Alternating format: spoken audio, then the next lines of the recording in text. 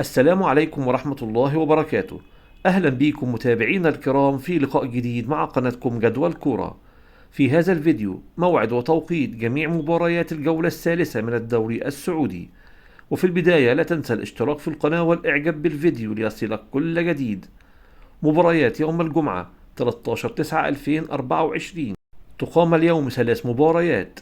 المباراة الأولى تجمع بين التعاون والخليج، وتقام عند الساعة 6:50 بتوقيت السعودية ومصر.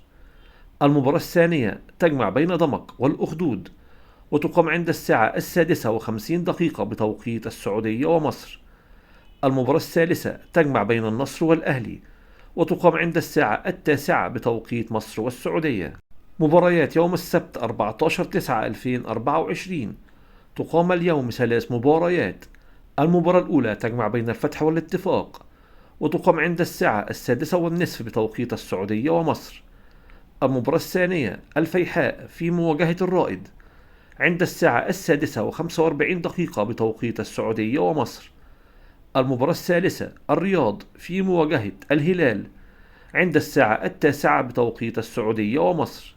مباريات يوم الأحد 15/9/2024.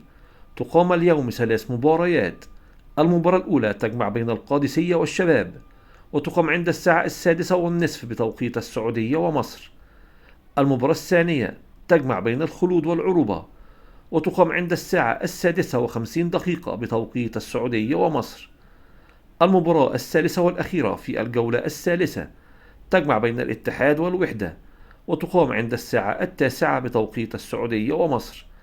نتمنى لكم مشاهدة ممتعة، ونشكركم على حسن الاستماع، ونلقاكم على خير، والسلام عليكم ورحمة الله وبركاته.